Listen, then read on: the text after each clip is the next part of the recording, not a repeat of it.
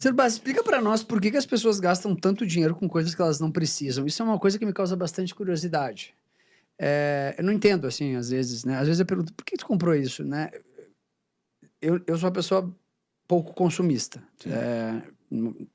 Eu gasto realmente, não sou consumista. Então, de coisas assim, não é uma coisa que cada um tem as suas, né? Suas coisas, Seus caprichos. seus caprichos, digamos assim. Sim.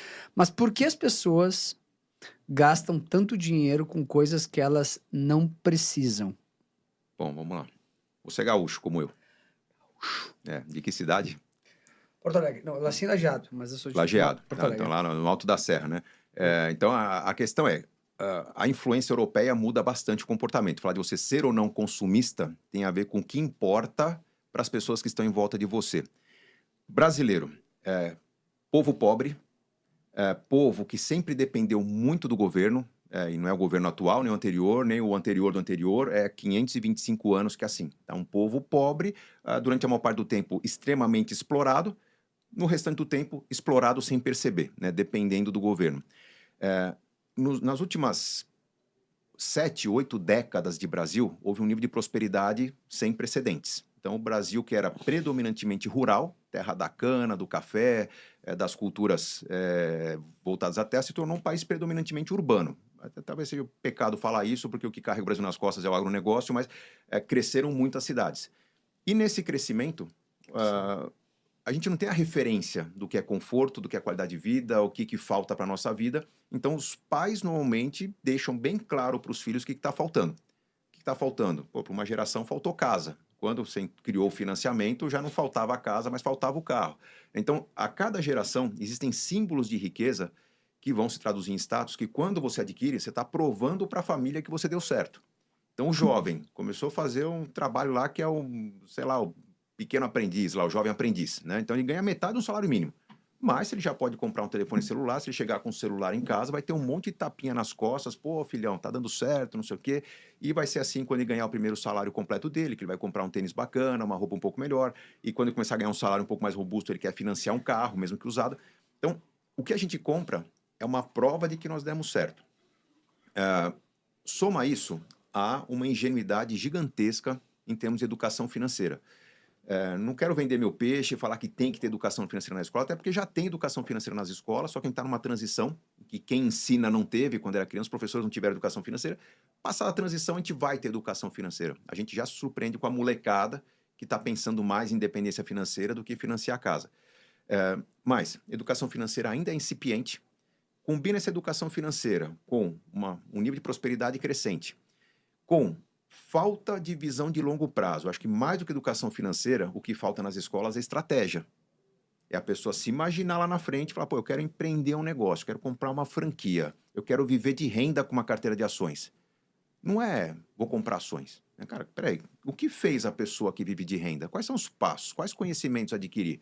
Quanto tempo de experiência, quanto tempo de prática orientada por alguém, quanto tempo de tentativas autônomas para eu pegar um jeito de trabalhar? Então, nos falta uma visão estratégica. O brasileiro não é estratégico, ele é tático. Ele funciona no curto prazo. Talvez isso seja parte vício da época da inflação, parte porque o próprio governo não pensa no longo prazo, pensa na próxima eleição, todo mundo reage no curto prazo. Então, a gente não se vendo amanhã, não imaginando quem tem grandes sonhos, sonhos ambiciosos a construir, começa a haver uma pressão psicológica sobre por que eu trabalho. Por que eu saio de manhã, enfrento o frio, o ônibus, tem que engolir sapo do chefe, tem que lidar com um colega de trabalho que me enche o saco, para chegar em casa e o quê? Pagar a conta e dormir? Não, eu quero uma recompensa. Então, quando você está se planejando para garantir uma ótima escola para o seu filho, para garantir uma viagem no fim do ano, garantir independência financeira, a recompensa está ali. Num projeto que está acontecendo, com pequenos ajustes, muda um pouco a carteira de investimento e você está indo. Quando você não tem um projeto de longo prazo, vai procurar recompensa em formas mais práticas de perceber o porquê de trabalhar. E o consumo é a forma mais instantânea de você se recompensar. Tá chateado, vai para o shopping. O que é uma mulher que compra sapatos e bolsas ou um cara que compra um carro popular e enche de roda, suspensão, asa? Né? Pô, para que tanto dinheiro num carro, para que tanto dinheiro numa peça de roupa? É porque tem que dar um significado a todo o esforço que a pessoa teve. Se for uma roupa de grife, pô, além de estar gastando com algo que gosta, vai receber o aplauso da galera em volta. Então, o status é uma forma de se sentir no pódio, é uma forma de se sentir premiado. Como mudar isso? Pega uma pessoa que é compulsiva, e compulsão, e tem que tomar cuidado porque existe 2 tipos de compulsão, aquela doentia, que é um psicólogo, um psiquiatra que vai tratar, é a menor parte dos casos, talvez 20%, ou até um pouco menos, e a maior Eu parte acho dos que é casos... mais. Não? Não, Rafael, eu acho que não são poucos casos, tá? Mas proporcionalmente a minoria. É o doentio, é o cara que não pode ver um caixa de loja que ele tem que comprar alguma coisa, ele vai ao shopping para se sentir feliz. Tá. O não doentio é Eu aquela acho que pessoa... eu acho que deve ter mais um meio termo aí. Que tem umas pessoas que... Não, então, o psicólogo ele pode resolver aquilo que eu resolvo também, né? Que o planejador financeiro resolve, que é o seguinte: a pessoa está gastando compulsivamente. Comprou alguma coisa que não foi aprovada pelo marido ou pela esposa, né? Se você conversar com essa pessoa, convencer a família a participar da conversa e falar, cara, vamos fazer uma viagem sensacional daqui a 6 meses com a família? Junta a molecada aqui, vamos falar de fazer um grande sacrifício todo mundo, parar de comer porcaria, parar de pedir presentes. Considera que o presente das crianças vai ser aí alguma atividade que você vai fazer nessa viagem. Vamos juntar dinheiro para um pacote legal no fim do ano.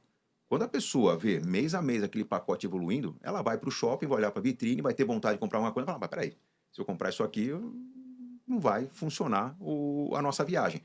Qual que é o segredo? O projeto a ser construído tem que ser desejado por todos. Se a molecada quer aquela viagem, pô, vamos para um parque legal. O pessoal fala Disney, vamos para Beto Carreiro, vamos para um beach park. No Brasil tem coisas sensacionais também.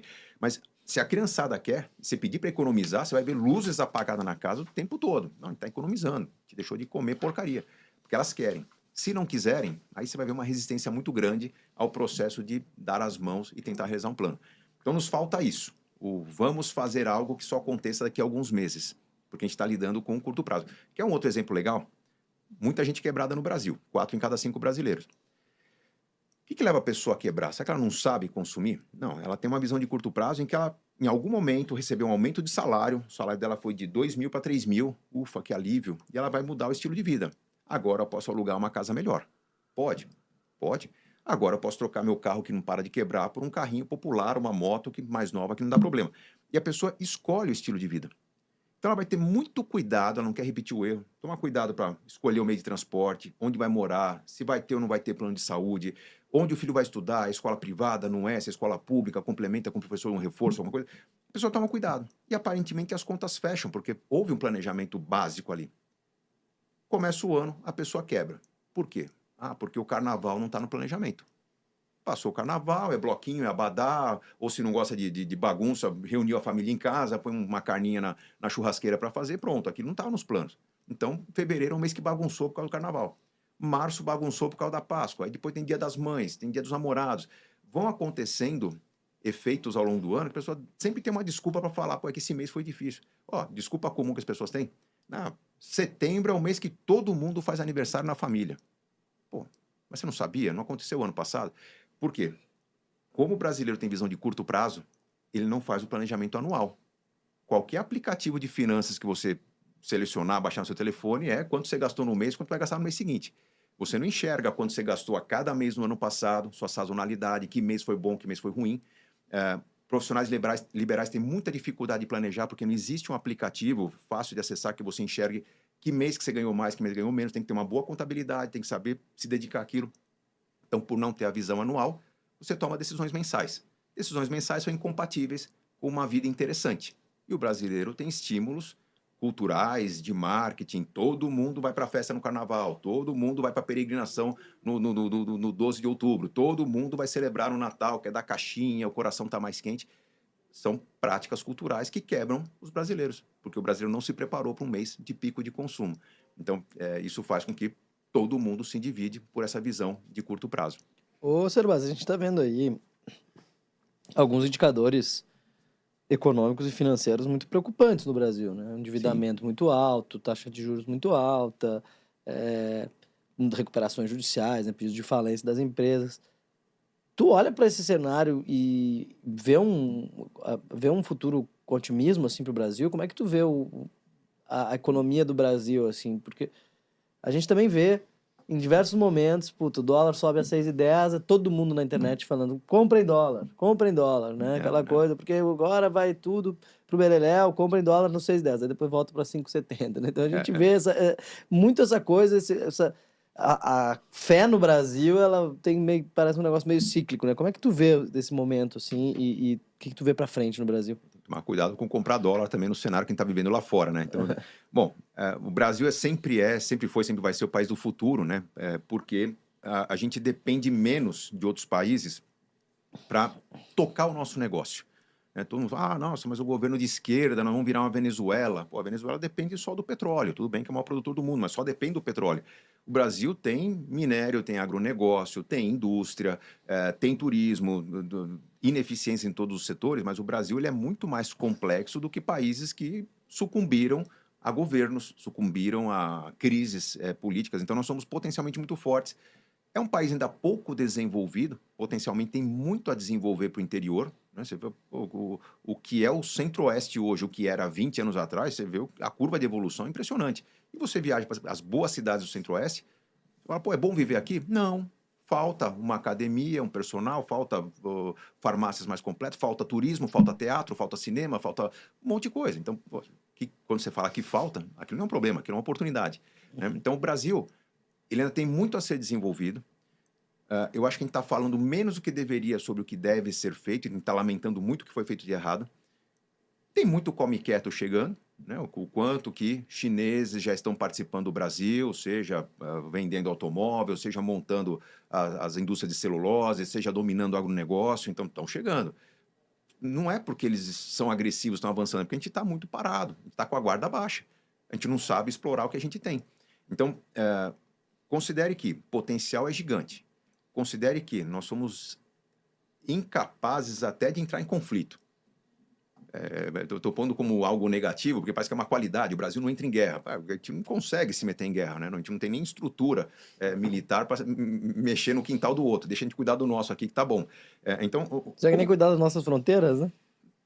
Até que eu acho que faz um bom trabalho, né? Quando você vai para a Amazônia ali, você vê que os militares eles são ativos na fronteira, né? Mas a gente depende de parceria se houver realmente o interesse de invadir o Brasil, né? Acho que a gente não é totalmente autossuficiente. A questão é que esse Brasil, que não participa de guerras, quando começa conflito China, Estados Unidos, Europa se isolando, as loucuras do Trump, a gente não vai deixar de ser provedor de frango, de ovos, de carne, de minério do mundo. O mundo depende de pouquíssimos países, Brasil, China, Rússia, dependendo do minério, alguma coisa mais específica, um país ou outro, mas o que nós temos, o mundo precisa e não tem. Então, para a gente não desmoronar, basta dar um olhar mais atento a isso.